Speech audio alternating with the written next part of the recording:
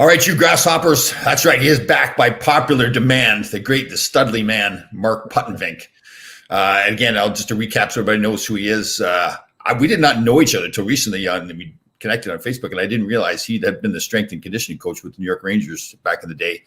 Not when I played. He's not that old. But now we've become good friends. We've done a lot of events together. Mark has got me tied in with a lot of these Navy SEALs that you see me interview. And actually, I've got Kenny Big B Jr. is going to come on tomorrow, do another show too. One of our favorites. Yes. Yeah, he's a great guy. So Mark Puttenvink. Yeah, he's a good man. He's really good. Yeah. All right.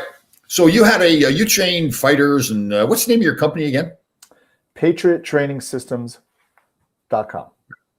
And again, Mark trains all kinds of people. He'll train anywhere from Navy SEALs to fighters to housewives or whatever it is. Yeah. And he's really good at catering to what you want to get in shape, or just if you've had an injury or something like that, he can get you through that. So and he's actually fairly smart. I don't know how that happened, but yeah, no, it is okay. All right. So and you had a fighter that had a fight down in Florida this past weekend too, right? Yes. So last year before COVID, I was training a couple SEALs and a couple of ex-NFL players, and we were trained Tuesday and Thursday in the morning at 6 a.m. And it was a guy that was kind of watching us in the boxing gym, and he came over. He said, "Hey, can I train with you guys?" I said, "If it's fine with the guys, yeah, sure." And he did. He was able to hang in there with those guys. So he's a 42, 43-year-old guy, and USA Boxing now has a division called Masters. So if you're over, I think 39, you could fight. It's an amateur fight, and what they do is they match you by your age and your experience.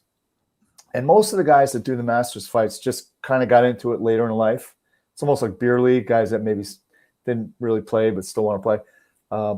But the difference is, I think, a little bit because boxing, you're still throwing punches, and these were heavyweights, and I think he broke the guy's jaw, and he won the fight. Yeah, he caught him with a left hook in the first round, and I've been through thousands of these fights, and I knew kind of he won the fight right with one punch kind of thing. So how far can they go? Will they have like in the Masters division? They do have in the Golden Gloves, they have a Masters division. So if you win your state, so let's say they have the event here and you win New Jersey, where I live, you can go to the national tournament. It's usually in Colorado at the Olympic Center. Okay, excellent. Will those guys make much money? Not say amateur. I mean, So it's all amateur. It's for a trophy. So the way professional boxing works, it's the same USA Boxing, and generally speaking, if you win like a national title or something, the day you turn 18, you turn pro, so you can start making money. It's a completely different animal. Yeah. Good. So just so everybody knows too, like I'm really big on intermittent fasting and all this kind of stuff too. And for years, people have been talking about intermittent fasting, and I was like, that's not for Tom Laidlaw kind of thing. So Mark is one of the guys, probably the guy that really swayed me a little bit. I think you put it in more layman's terms for him, talking about autophagy and all that kinds of stuff. So we hit it off. Mark and I have a few conversations all the time about just get on the phone and chat about fitness and training, the mental part and the physical part too. So one of the things we were talking about too is, it's go way back to when I played, the training methods and how they've changed a little bit. And I think it's the mental approach that players in all sports, or not even in sports, just people training now. Like for me, like I've really gotten into understanding how important your core is, and don't do the same exercises all the time, like bench press and riding the bike and squats and everything. Like do all these other exercises. What's the change you've seen probably the most in the last, let's say, 30 years in the way athletes train? Well, at the professional level, the guys make so much money now, so they really are in tune with, and it's a 12-month sport where years ago, I think kind of maybe the summer you kind of took a little time off and you went to training camp to get in shape. And nowadays, you show up and you have to be ready to play kind of. So they've hired people like me, individual players will hire a guy like me. They'll get maybe even a nutrition coach, and maybe even a sports psychology coach. So they've really taken it to another level, because years ago, pretty much were left on your own. Maybe your team didn't even have a strength coach. I mean, that was fairly a new. We didn't have a strength coach when I played. Yeah. So maybe the trainer helped you out a little bit or whatever, but you were left on your own. So now you have a strength coach who overlooks the program during the year. But when the players go home for the off season, they usually most of them will hire someone to to work with them. So it's really got, it's advantageous now for the players because training methods in general have improved over the past 20 or so years, and sport-specific training. So as a player that I used to do some work with a long time ago, but Jan Ludwig, and he said one summer all he did was distance running. And now we know that's absolutely the worst thing you could do for ice hockey because you're training the wrong energy system. You want to be explosive, and distance running is, and he told me I thought I was in great shape and going to training camp, and I'm going up and down the ice once or twice. I was gassed. So, hockey is a sprint game. There's a guy by the name, I don't know if you know Jack Blatherwick, Captain Jack. Yeah. Jack was he came with her Brooks. He came to the Rangers. Yeah, that's right. That's right. Yeah. And good man. He's good. He's great. And he did research for years on hockey in particular. And he found that typical shift is 2.2 seconds of sprinting, followed by 2 seconds of gliding. If you think about it, you skate hard for a loose puck, you get it, you get possession, you look and make a play. And so you want to kind of tailor your conditioning to those needs, to that specific type of anaerobic system of energy you're going to use in a hockey game. And off topic, but on topic, that's why I love my guys to do boxing training for hockey, because it's just the inverse. So a shift is typically 45 seconds to a minute. You're going to have about 3 minutes on the bench until your line comes back up, unless there's a penalty or a power play. But in general, it's 1 minute of exercise or of skating to 3 minutes on the bench. Boxing is just the opposite. It's 3 minutes of boxing to 1 minute of rest. So you're flipping it, and you're really increasing your anaerobic recovery. And that's what's key, especially when you get into later second and third period, where that recovery is the most critical part of your conditioning. How fast can you come in off the ice and be ready to go again and compete at a high level? So it's interesting, Mr. Jack Blatherwick. My first year in the NHL, it goes way back. Freddie Shearer was our coach, and there was beer in the locker room, and beer in the bus, and beer in the plane, and I remember I came in great shape, because I'm rookie, and I got to understood that the older players would come in way back in those days, and they were in terrible shape. That's just the way it was then. They would just not do anything all summer long. We'd have a longer training camp, 2 days, play lots of games, and guys got themselves in shape. So when the regular season started, they're ready to go. So I came into camp in great shape. I remember Cam Connor, a great guy. He was with the team early in the year, and he got set down or traded. I can't remember which it was. And I've never heard him saying to me, when I see you at the end of the year, he says, you better be in as good a shape as you are now. And it really didn't dawn on me that much. I was in the NHL. I was happy there. And again, like you said, we didn't have a strength coach. So I didn't maintain it. And by the time he saw me at the end of the year, I wasn't. And it really, again, I was a young kid. I didn't really think about it too much. And now you look back and say, yeah, I did all that work to get myself in shape. I should have maintained that during the season. And that's a big difference too now. Like these guys, they come into camp in shape and they maintain that conditioning during the year, right? Yeah. And I think a big part of it also, when you're talking about professional players, there's some generalities that are going to apply across the board. Just like I said, you want to do anaerobic work as opposed to aerobic work. However, the differences may be in, or not maybe, they are in the individual player. So you look at a guy like Eric Lindros, who I was fortunate to work with in New York. I didn't really want him lifting weights. And in fact, he told me one summer he did a lot of weightlifting. He blew up to 275 pounds. He's a big guy, big man. There was muscle too with him. Yeah. Oh, yeah. He was a giant. So we did a lot of body weight stuff. And one of the most important lessons I learned as a strength coach is I spent a brief period of time with the New England Patriots, and Bill Parcells was the coach. And he said, Mark, look, I want you to understand your job. These are the best football players on the planet. You're not going to make them any better. What I want from you is to maintain what they have. And it clicked. I understood what he meant.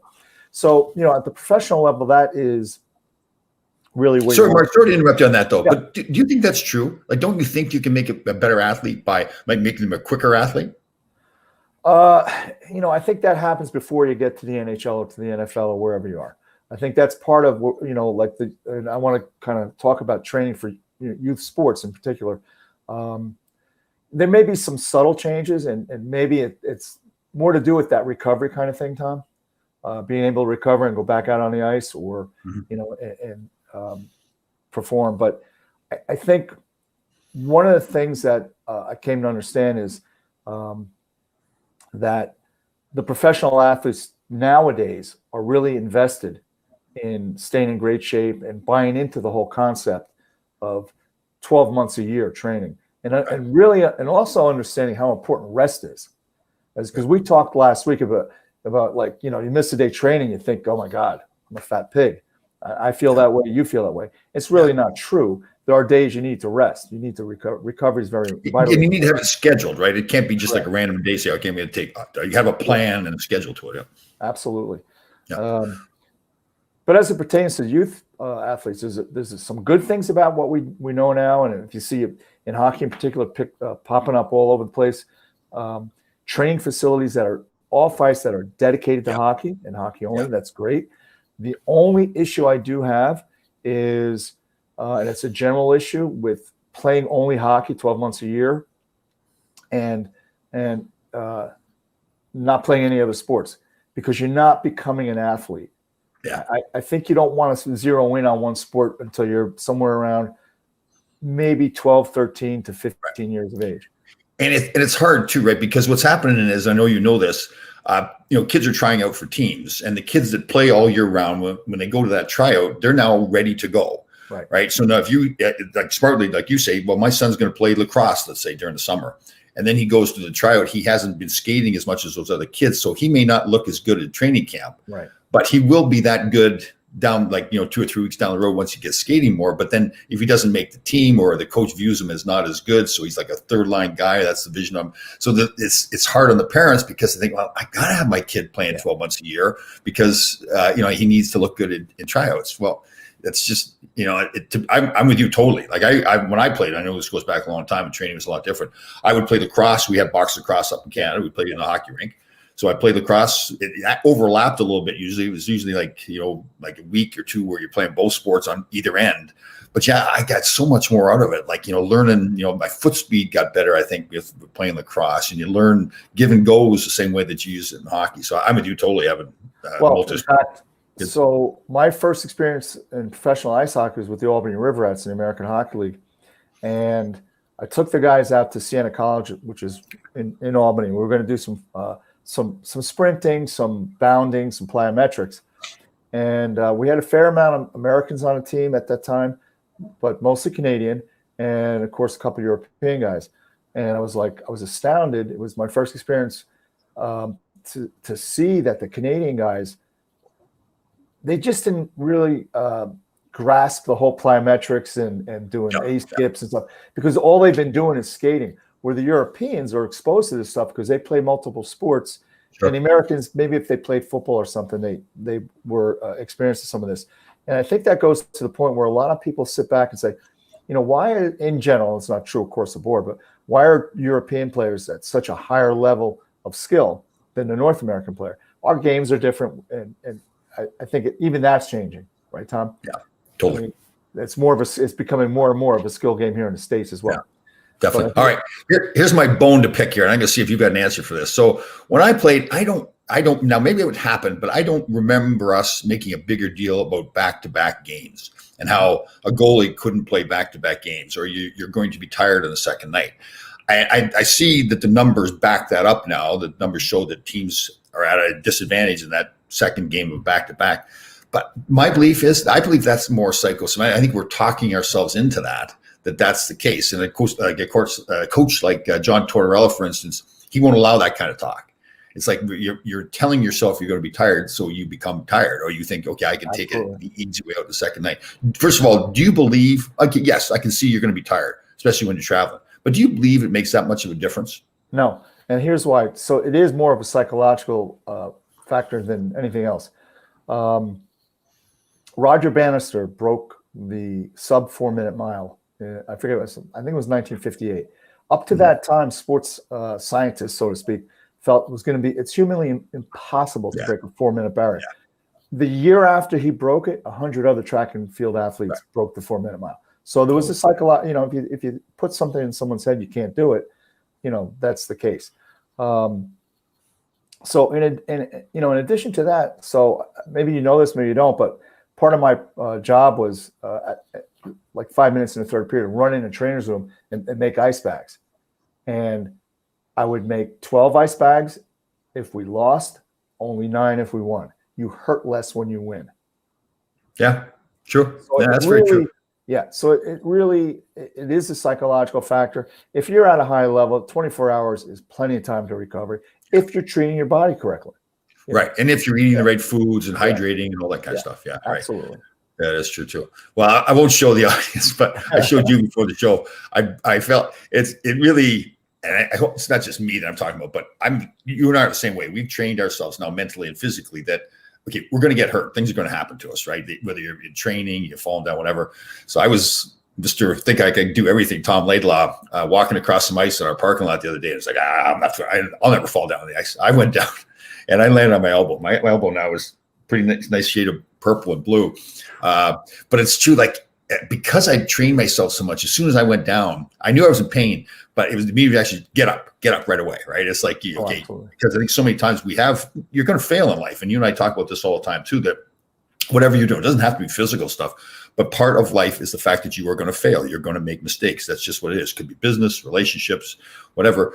And the key is just to get up right away, right? And that's that whole mentality part that, like, even, talking about playing back-to-back games for kids is that, yeah, if you sit there and tell yourself you're tired or that you're hurt, you're going to be hurt. I mean, obviously, if you really do something to yourself, you need to get help. You need to go to a doctor. But if it's just a bruise, get up and rub some dirt on it, right? Yeah, that's all. And especially if you don't get hurt, but you have those back-to-back games.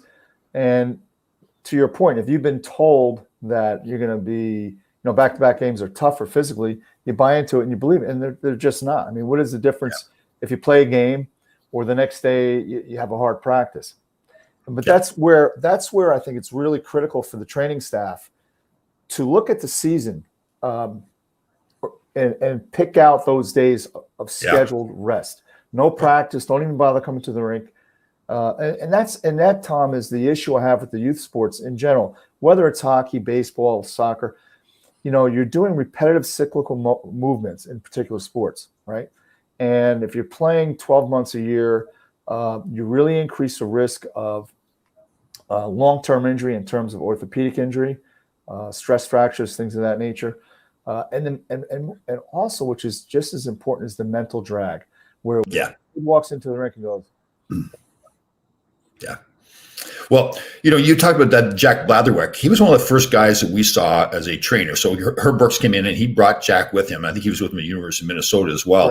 Yeah. And up until that point, when we got bag skated, they call it, when the coaches skated, it really was never with a pattern, with a purpose. It was more, we're mad at you, you didn't play well, so we're going to make you skate.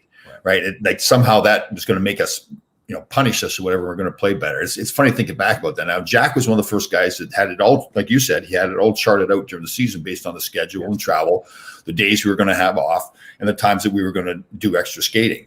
And we loved them as players because it seemed like it was easier. But it wasn't necessarily that it was easier. It was more efficient and it was planned more and we got more out of it. So that's a great point, because and the coaching staff has to communicate with the strength and conditioning coach or the training staff in general, because you're also working with the trainer, whether it's professional hockey or amateur hockey. But that the danger you run into when you use skating, bag skates or suicides as punishment, then it puts a negative thought into the athlete's head as to training is punishment, or training is to make you better. Does it make sense? So you don't want to confuse the two. Yeah.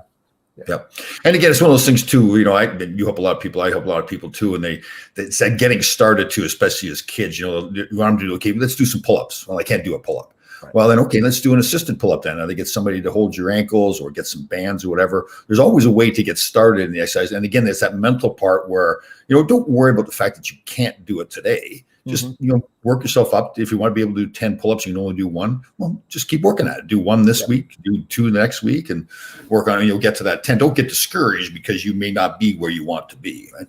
Absolutely. And, even with skill sets, one of the things I learned along the way here is that I'll pose a question, Tom. Why is the 40-yard dash the go-to most important test in professional football? Or better yet, why do they use a 40-yard dash as opposed to a 50-yard dash? So what happens is, whether it's you, myself, or Usain Bolt running, neural fatigue sets in at about 4.5 seconds, right, which is approximately where the fastest players are going to start to slow down, and it's 40 yards. So they use that as most people are going to hit maximum velocity at 40 yards or 4.5, around in that period time frame. Because you don't run a straight 40-yard line in football. Right. And in hockey, you're not going to skate, straight line, goal line, or whatever. But it's important when you're teaching new skill set, say edge work or something like that with a youth player, that you keep the drills under 5 seconds. Just a real quick drill. You let them recover and go again. Because what happens is the first thing to break down when you get neural fatigue is technique. And that's where the bag skates are a problem. Because we used to do power skating clinics up here, and the owner of the rink said, "Oh no, the parents love it when the kids' tongues dragging on the ice." I said, "All you're doing is reinforcing poor skating technique." Right. Yeah. So that's something else. All right. So psychologically then too, you bring a good point. If bag skating for like punishment doesn't work, so how is a coach then if the team isn't working hard enough, or they're being selfish, or they're not, they're making too many mistakes, or just selfish penalties? What's another way then that you can? You don't want to punish them. What's another way you can get the point across? Is it ice time? Is that one of the biggest things that you can use? Professional player, absolutely. I mean, that's the biggest hammer you can leverage. For the youth player, I think what has to happen is that they really, number one, even at the professional level, everybody's got to buy into what we're trying to do here. Because if they don't buy into it, and I do a lot of deep dives into combat training, and when you're teaching a combat skill, if they don't buy into it, they're not going to learn it. And so the same philosophy, I think, applies to sport. If they don't buy into what we're trying to do, and they don't think that the coaches really know what they're doing, it's a problem. Right. But ice time for sure in professional hockey, because that's where you make your money. And that is true. You talk about buying into it and believing in the coach. I'll never forget when Herb Brooks first came in, and I talk about Herb so much. But so my rookie year, we'd gone to the Stanley Cup semifinals and lost to the Islanders. But in the middle of that season, we had fired Freddie Sherwood, and Craig Patrick took over, all along thinking Craig wasn't going to continue being the coach. Another coach was going to come in, and ultimately it was Herb. But when we went that far, then you go to the semifinals, typically you don't change a whole lot of the team, right? I mean, but obviously Herb didn't like this. We had a big, heavy, strong, tough team when we went to we beat up the LA Kings, beat up St. Louis, ultimately, lost to the Islanders. But when Herb came in, he didn't want that. So in came Mark Pavlich, Ray Rutsalainen, Rob McClanahan, the faster, speedy guys. So you would think to yourself, like, what are we doing? Like, how we go to the semifinals and not change anything? But I'll never forget when Herb walked into the locker room that first day and made a presentation. And spoke. First of all, he could have been very nervous. I don't know. But when he spoke to us, like, he was the boss. He knew exactly what we were doing. We talked about Jack Blather coming in. Here's the schedule for the year for the workouts. He spoke with total authority that this is the way we're going to play. Here are your roles on the team. So when he was done, it's like, okay, I guess that's it. Because there was no doubt in him and no doubt in his presentation to us. So we just believed in him totally, right? And I think that's so important for youth coaches as well, to be prepared. Preparation is the biggest component in training athletes or coaching youth athletes. If you don't have a well laid out practice plan, and I always, my thought, and I don't know if I got this from Dave Tippett or not, but your time to shine as a coach is practice. That's my time. Yeah. The game is your time. Now you perform. I'm just going to kind of control it, but practice is my time. And that's where you really got to take control. Right. Yeah. And you really got to have like there's sometimes you want flow in your practice, right? So you're designing a drill that maybe isn't as difficult. So they're not going to, the tendency not to screw it up as much, right? But there's other times you want to maybe go through details. You want to push them to a limit, right? And make them get to the point where maybe they can't do the drill at first. And then you need to work at it more. And then see, to me, I like that when you design a drill where maybe like a defenseman is doing a backward skating drill, and you give the advantage to the forward, so the defenseman is going to get beat a lot of times, and you don't want to destroy their confidence. But then you go away from that drill, work on the skill that helps them be a better backward skater. Now go do that drill again, and they realize, wow, now I can do this drill that I couldn't do a month ago, right? So now they believe in themselves more. They believe that they can work hard and get better, and they also believe in you more as a coach, right? That you've helped them get better as an athlete too. So you and I talked prior to a little bit before we got on, but when I went over to St. Petersburg, they asked me, would I mind running a youth practice? I said, yeah, that sounds like fun. And they were like really intrigued by the fact that I changed drills. that I would, like an hour-long practice. I probably had, I don't know, 6 or 8 different drills to run. And I come to find out that's not the way they do it over there. And it made me reevaluate things, because what they do is, with the youth player, they split the ice up into thirds. So from the blue line in, they're doing one particular skill set, maybe some edge work. In the middle of the ice, they're doing some stick handling. And down the other end, they're doing another skill set. But they'll spend, so in an hour, they're doing like, break it up into segments of 20 minutes, then you move to this section, and then you move. So, it's much different than what we do. We work too much, I think, especially at the youth level, on systems and all that stuff. You can't have a system if the kid can't perform, the child can't perform, Yeah. So it made me reevaluate things and I don't know if did you have any guys in the KHL? I guess you did, right? Yeah, that's you guys want to play there. Yep. For most of those guys, told me it was the same practice every day. Yeah, things didn't change. It was the same practice over and over. That was the old style too. When I first went to New Haven after my senior year was done, played there for the playoffs and everything. I'll forget, the coach would have a 45-minute practice. He'd stand along the boards, blowing the whistle with the same drill for 45 minutes. Yeah. It was so I think hockey. A little bit of both. I think we need both. Yeah, I agree. The skill part, especially for youth. Yeah, to try to practice a power play when kids aren't good passers yet, they need to learn to pass the puck, and then you can practice your power play, right? If they can't pass it to each other, you can't run a power play. One of the greatest lessons I learned too, I forget from who, but when a youth player gets on ice, they just want to go out there and shoot pucks. And so you know what you do? And I thought about it. It's really cool. I even did it with the college team. First 5 minutes, it's a great way to warm up. Play a little shinny, blue line to blue line.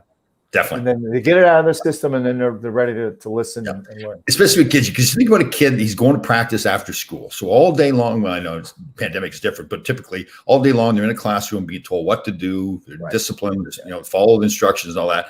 Now they got to go to practice, and then there's another person telling them what to do. You're right. Let them go have some fun. I've even seen times where, depending on, you kind of got to think ahead. Okay, how are these kids feeling right now? Are they tired, whatever it is? Maybe you plan a practice where you do scrimmage for, the last half of the practice. Just let them scrimmage, or put a tennis ball on the ice and have scrimmage with a tennis ball, something different, right? Even at the professional level, when I was with New York, we were not doing well, lost 4 out of 5 or something like that. We went up and play in Boston, and we had to go, we had practice, and Ronnie Lowe he let him play 3-on-3, blue line to blue line. Whoever won, the other guys had to buy him lunch or dinner or whatever it was. And then we went out and we smoked Boston 4-1. I think it broke just like that whole negative. We're talking about the psychology of it. The more you lose, it becomes tougher to win. Right. And as much as, even at the pro level, it's a job, it still is a game, right? The kid, they still have to have that passion. Yeah. That fire for the game and love for the game and everything too. No question. Good job. Okay. One more time. What's the name of your company again? It's PatriotTrainingSystems.com. So they can go to either that website, they can go to the website and contact you. And again, Mark can train anybody. I'm not just saying this. It's a fact. I've seen it happen. We've worked with Navy SEALs, had events together, and worked with a lot of people. So again, don't worry if you're not a Navy SEAL, if you're a woman sitting at home or whatever it is, or somebody at the office that thinks maybe you're overweight. It doesn't matter where you're at. It's where Mark can help you get to. So absolutely. good to see you, bud. Thanks, Tom. Yeah. See you, buddy.